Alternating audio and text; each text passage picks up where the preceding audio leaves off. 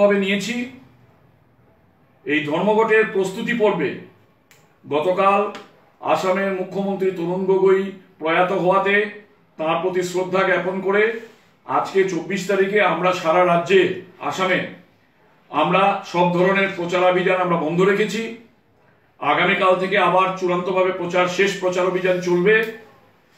আমরা সিদ্ধান্ত নিয়েছি যে 25 তারিখ মানে কাল সকাল 10টা থেকে সন্ধ্যা 7টা পর্যন্ত উকিলপট্টিতে AIUTUC অফিসে আমাদের যে কেন্দ্রীয় অফিস সেই অফিসে সকাল 10টা থেকে সন্ধ্যা 7টা পর্যন্ত যাদের জরুরি অবস্থার জন্য গাড়ির পাসের দরকার তারা পাসের জন্য যোগাযোগ করবেন। এখানে আমাদের লোক থাকবে।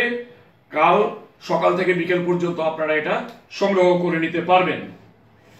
26 তারিখে সকাল 5টা থেকে বিকেল 5টা পর্যন্ত আমি শিলচরের সমস্ত নাগরিক, পরিবহন, অফিস আদালতের প্রত্যেককে এবং সমগ্র জনসাধারণকে আমরা অনুরোধ করছি তারা যেন সমস্ত কিছু বন্ধ রেখে কেন্দ্রীয় সরকার এবং রাজ্য সরকারের জনবিরোধী কাজকর্মের প্রতিবাদ করেন।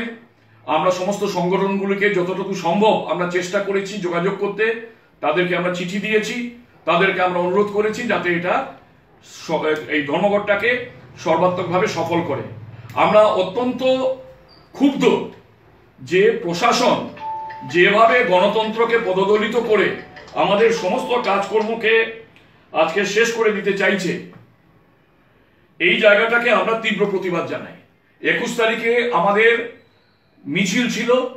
সেই মিছিলের যে পারমিশন আমরা বহু আগে চেয়েছিলাম, সেই মিছিলের পারমিশনটাকে তারা দেননি, মাইকের পারমিশন দেননি এবং মিছিল করতে দেননি। তারা 5 শতাধিক মানুষকে তারা গ্রেফতার করেছে এবং আমরা মাইকের জন্য শুধুমাত্র প্রচারের জন্য যে মাইক পারমিশন চেয়েছিলাম সেটাও তারা দিতে চাননি কোভিড প্রোটোকলের জন্য।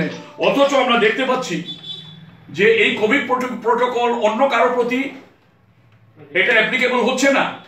সমস্ত বিভিন্ন সংগঠন, পুজো, আচ্ছা সমস্ত কিছু ব্যাপারে মাইক চলছে, প্রশাসন কিছু বলছে না। শুধু শ্রমিক শ্রেণীর আন্দোলনের ক্ষেত্রে এটাকে তারা প্রয়োগ করছে।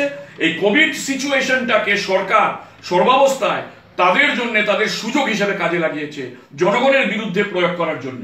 আমরা এটার তীব্র প্রতিবাদ জানাই এবং 26-এর ধর্মঘটকে সর্বাত্মকভাবে সফল করার জন্য আমি জনগণের কাছে যৌথ মঞ্চের পক্ষ থেকে আমি আবেদন জানাচ্ছি।